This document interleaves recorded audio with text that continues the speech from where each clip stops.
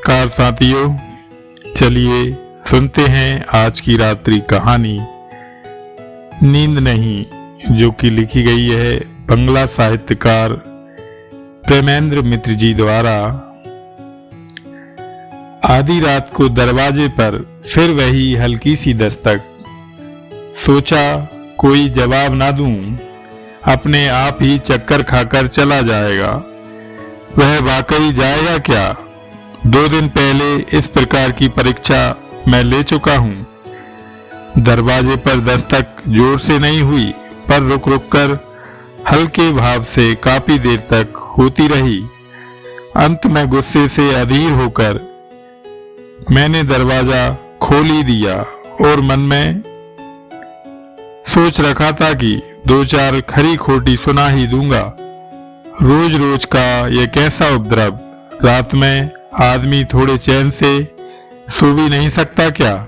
इस कदर तंग होने पर हार मानकर होटल के मैनेजर को शिकायत करनी ही पड़ेगी। पर अंत तक मैं कुछ भी ना बोल पाया। दरवाजा खोलते ही कमरे की रोशनी उसके चेहरे पर पड़ी और उसका चेहरा देखकर मेरे मुंह की बात मुंह में ही रह गई। एक करुण, व्यथित, उदास अपराधी की तरह। भयभीत सूखे चेहरे को देखकर कोई कठोर शब्द जुबान पर ना आ सका। उसने पूछा, आप सो गए थे? मैं बड़े कष्ट और कोशिश से अपने मुख पर एक हंसी सी लाकर बोला, नहीं, बस सोने ही जा रहा था। पर क्या बात है? आज एक टैबलेट चाहिए? जी हाँ, अगर कृपा कर आप दे सकें तो। कृतज्ञता से गदगद होकर वह बोला। मैं कमरे के अंदर जाकर दराज खोलकर गोलियों का पैकेट निकालकर बोला, एक ही क्यों, जितनी जरूरत हो ले जाइए। मैं सुनहरे कागज में लपेटी 4 गोलियों को एक साथ फाड़ने ही जा रहा था कि उसके चेहरे पर आतंक छा गया। बोला, नहीं नहीं, 1 से अधिक मत दीजिएगा। मुझे गुस्सा आ गया। 1 से अधिक नहीं दूं, इसका अर्थ था अगली रात वह फिर तंग करने आ जाएगा और फिर रोज रोज टैबलेट मुझसे ही क्यों मांगने आता है। बड़ा शहर है, दवाई की बड़ी बड़ी दुकानें हैं, वहां एक साथ 10-20 टैबलेट नहीं खरीदे जा सकते। ये सारी बातें मेरे मन में आई थी, पर इतना कुछ मैं कह नहीं सका था। केवल सूखी आवाज में जानना चाह रहा था। रोज ही तो टैबलेट की जरूरत पड़ती है, फिर एक साथ लेने में हानि क्या? वाकई हानि क्या हो सकती थी, यह तो उसने मुझे नहीं बताया। सिर्फ संकोच और कुंठा से उसका असहाय चेहरा और भी फीका पड़ गया था। फिर वह मिन्नत करके बोला था, आज मुझे एक ही दीजिए। दूसरे दिन फिर उसी घटना की पुनरावृत्ति हुई, पर फिर भी मैं होटल के मैनेजर को कुछ भी नहीं बता सका।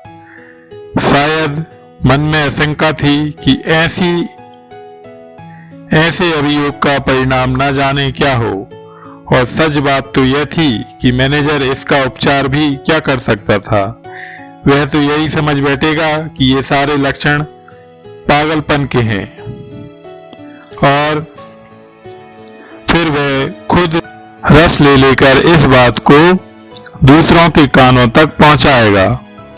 फिर उसकी प्रतिक्रिया में आधी रात को टैबलेट मांगने वाले का चेहरा कैसा हो उठेगा। यही सोचकर मैंने अपने क्रोध को रोके रखा। उसका चेहरा देखकर मुझे दया सी आती थी। कितनी उम्र हो सकती है उसकी? 25 से अधिक का तो नहीं लगता। अगर उसकी 25 है तो उसके दूसरे साथी की 20 के लगभग होगी। जिस दिन पहली बार नीचे के हॉल रूम में मेरे दरवाजे के ठीक सामने का 7 नंबर का कमरा उन लोगों ने लिया था, उसी दिन मेरी नजर उन पर पड़ी थी।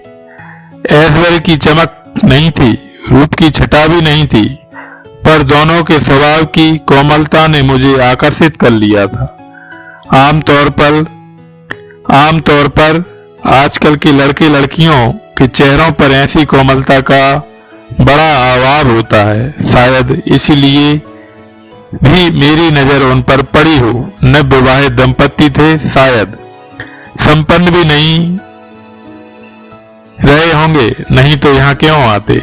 जगह तो ऐसी कोई बुरी नहीं, पर लोग बाग यहाँ अधिकतर स्वास्थ्य लाभ के लिए ही आते हैं।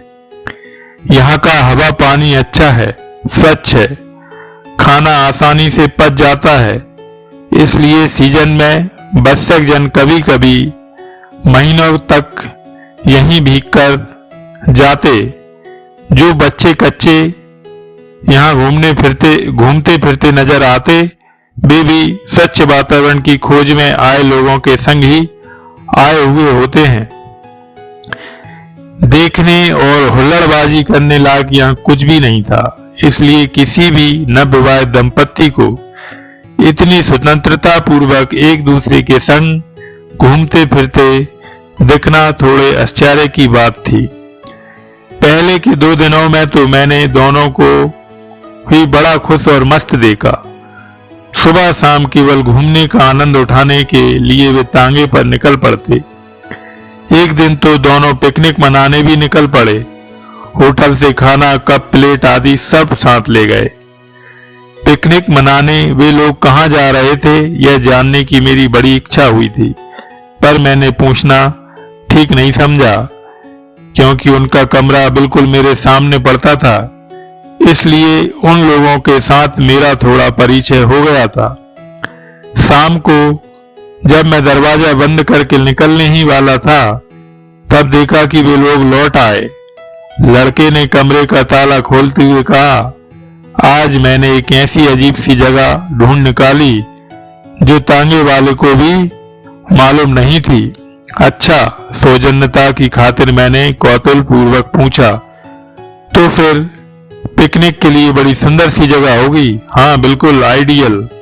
दरवाजा खोलने के बाद उसने अपनी संगनी से पूछा, है ना मणि यह बात? मणि ने सहज भाव से हंसकर सिर हिलाकर उसकी बात का समर्थन किया। मणि अंदर चली गई, पर अपने आविष्कार की बहादुरी दूसरों को सुनाने के उत्साह में वह लड़का दरवाजे पर ही खड़ा रहा और बोला, जो लोग यहाँ आते जाते हैं वे गिनी चुनी जगहों के अलावा और कहीं क्यों नहीं जाते? मेरी समझ में नहीं आता। देखने लायक कितनी विचित्र जगहें भी हैं यहाँ पर। आज जिस जगह का मैंने आविष्कार किया उसका नाम मैंने आज से समरकोल रख दिया है। इसका मतलब था लड़के का नाम समर। बात करता करता अनजाने में ही वह अपने दरवाजे से हटकर मेरे दरवाजे पर आकर खड़ा हो गया था। उसके वर्णन के अनुसार उसकी आविष्कृत जगह से मैं अनजान नहीं था। इस होटल से 2 मील की दूरी पर एक नदी थी। नदी का नाम था बाली नदी। वही बाली नदी कुछ दूर जाकर 2 भागों में बढ़ गई थी। उसी की एक शाखा और भी एक कोस आगे चलकर छोटे छोटे पहाड़ी पत्थरों के घेरे में चक्कर काटती रहती थी। असल बात तो यह थी कि बरसात के समय नदी में पानी का बहाव बढ़ जाता था। यह भी बढ़े हुए पानी की एक धार ही थी जो बड़े छोटे पत्थरों के बीच होकर बहती थी। बरसात के थोड़े ही दिनों बाद नदी की वह शाखा बिल्कुल सूख जाती थी और पत्थर के बीच चक्कर काटता हुआ पानी का वह जलाशय भी सूख जाता था। अभी सर्दी के मौसम में उसका थोड़ा बहुत अवशेष रह गया होगा। जगह एकांत थी, उसका एक अलग सौंदर्य भी था, पर उस सामान्य सी चीज को देखकर या उसके आविष्कार पर इतना उल्लास प्रकट करना मुझे थोड़ा अस्वाभाविक सा लगा।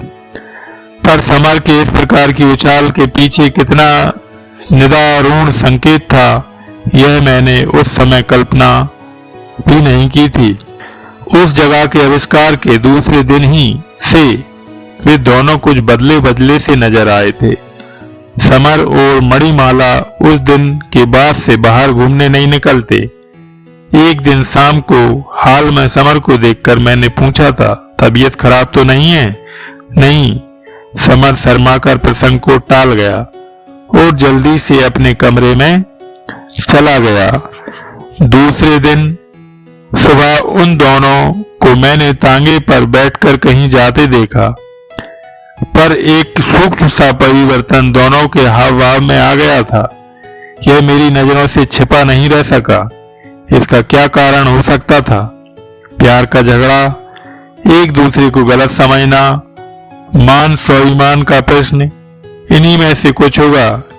यही सोचकर मैंने मन से बात हटा दी।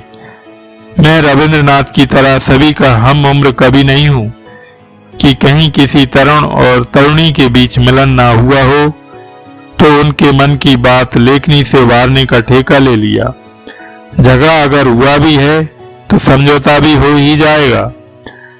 पर उसी दिन रात के 12 बजे अपने दरवाजे पर हल्की सी दस्तक सुनकर मैं चौंक गया। इतनी रात गए कोई किसी का दरवाजा खटखटा भी सकता है, यह मैं सोच नहीं पाया। बिस्तर में लेटकर आदत के मुताबिक किताब पढ़ रहा था।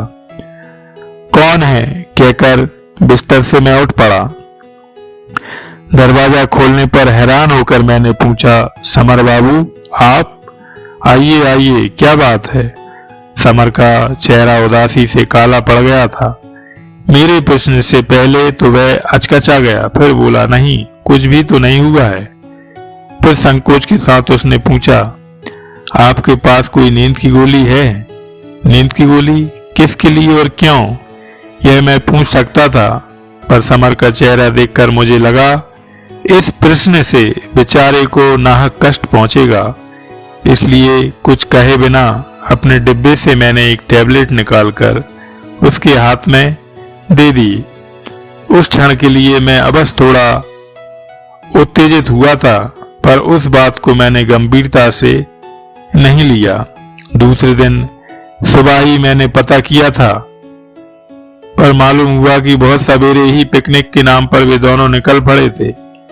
शाम को मैं वहीं से किसी मित्र के घर चला गया था। पीछे से वे लोग कब लौट आए मुझे पता नहीं लगा, पर आधी रात को दरवाजे पर फिर वही हल्की सी दस्तक। थोड़े विस्मय और थोड़े संदेह से मैंने उस दिन फिर भी दरवाजा खोला था। लगातार 2 दिनों तक आधी रात को नींद की गोली मांगना भी कैसा मजाक है, समझ में नहीं आया। पर समर का चेहरा देखकर मैं विमूढ़ हो गया था।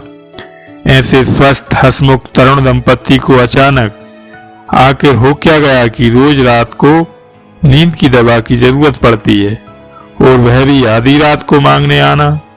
बात कुछ अजीब सी थी। बिना कोई प्रश्न किए एक गोली मैंने उस दिन भी दे दी, और उस दिन से अब तक देता ही आ रहा हूं। पर मेरे मन के अंदर संशय, क्षोभ, कौतूहल के बहुत से प्रश्न उठ रहे थे।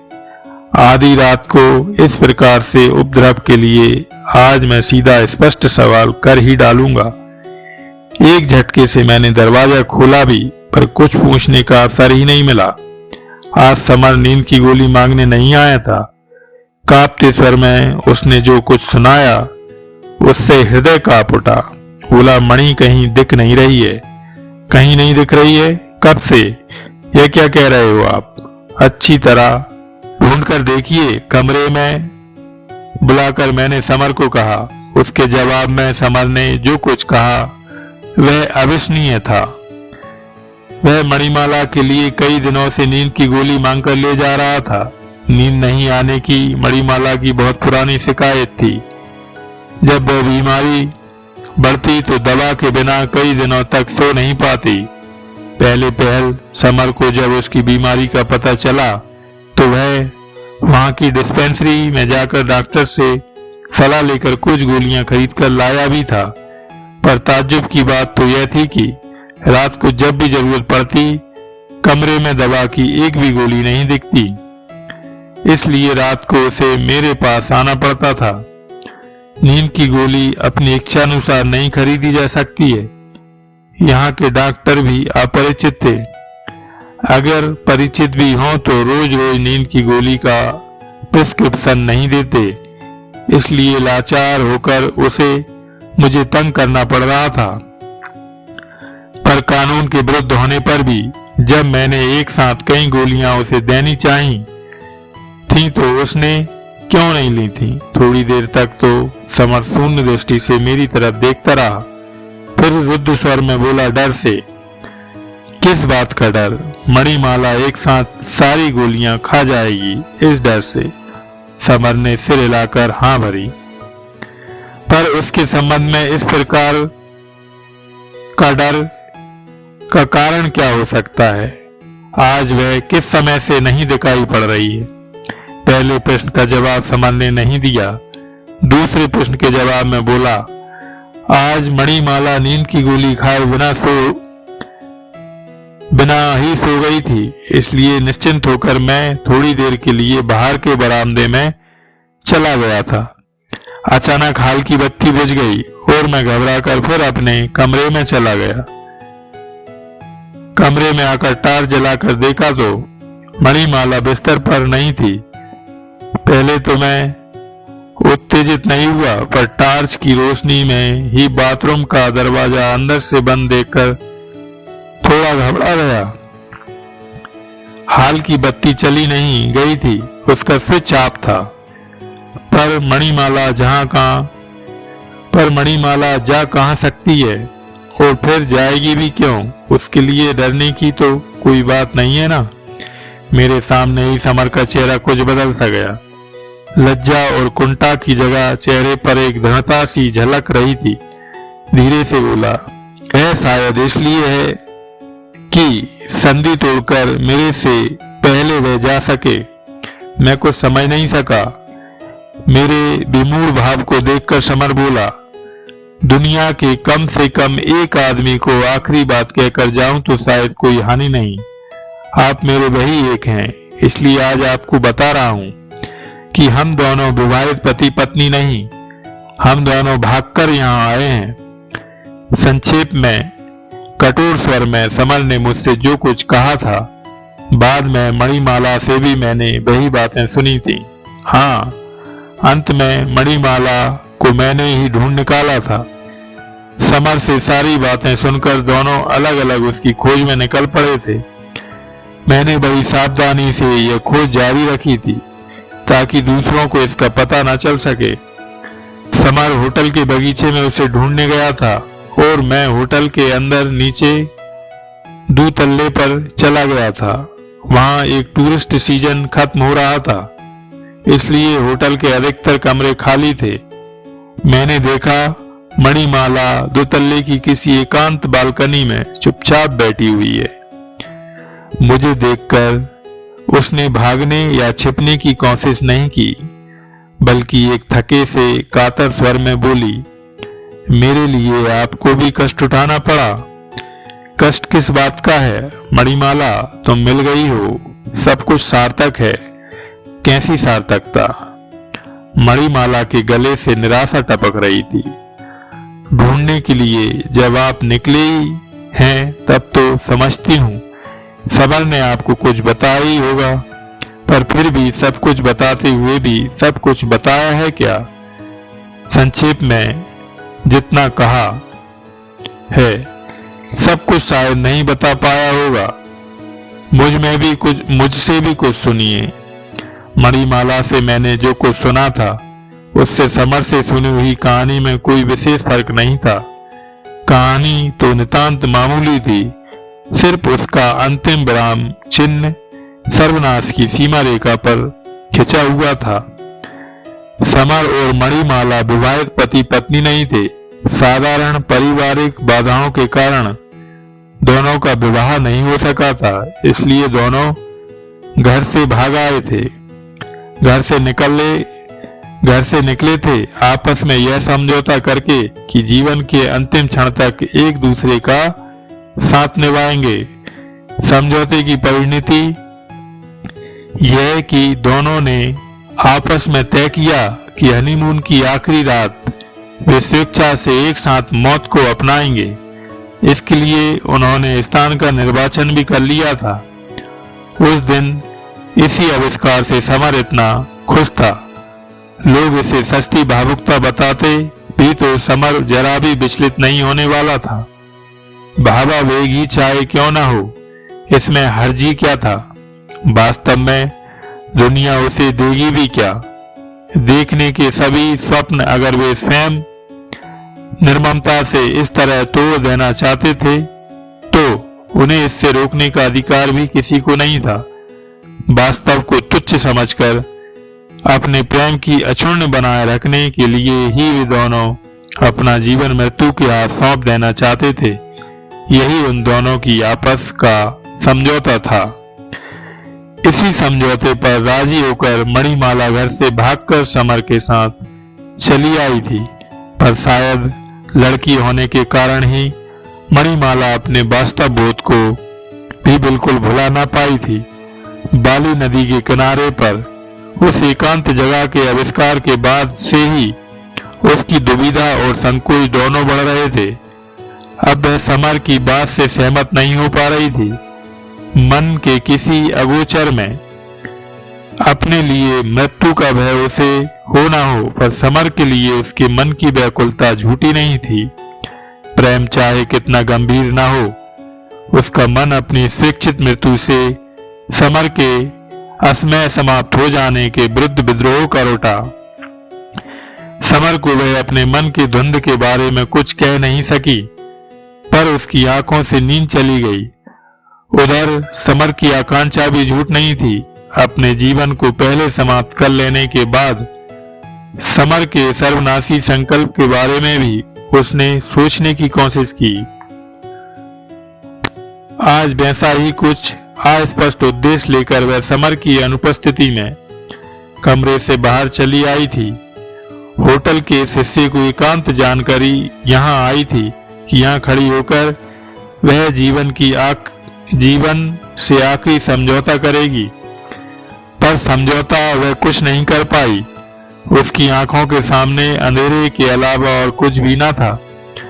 मैंने मणिमाला से कहा था, समर को उसके अपने सर्वनाशी संकल्प से बचाना तो चाहती हो, पर क्या उसके लिए सबसे बड़ी कीमत चुका सकूंगी? अधीर होकर मणिमाला ने पूछा, क्या कीमत चुकानी पड़ेगी, बताइए। मैंने धीरे से कहा था, तुम पर समर का जो अटल विश्वास है, तुम्हें इसी को खोना पड़ेगा। तुम विश्वासघातनी हो। तुम्हें इस बात का विश्वास दिलाकर समर के मन को अद्वितीय आघात पहुंचाना पड़ेगा। वह कैसे? मणिमाला अस्पष्ट स्वर में बोली। मणिमाला ने आखिर में मेरा निर्देश माना था। दूसरे दिन से वह होटल में दिखाई नहीं पड़ी थी। बाद में समर के हाथ एक छोटी सी चिट्ठी पहुंची थी। मणिमाला ने अपने हाथ से लिखा था, मरना चाहो तो अकेले ही मरो। मैं नहीं मरना चाहती। समर भी नहीं मर सका था। संपूर्ण नारी जाति के प्रति असीम घृणा और अश्रद्धा लिए वह होटल छोड़कर चला गया था। समर और मणिमाला को मैंने विस्मृति में खो नहीं दिया है। आज भी उन लोगों की खबर रखता हूँ। बताने लायक कोई बात हुई तो फिर कलम पकड़ूंगा। तो साथियों, आज की रात्रि कहानी यहीं समाप्त करता हूँ। कल फिर मिलेंगे एक नई रात्रि कहानी के लिए। तब तक के लिए शुभ रात्रि।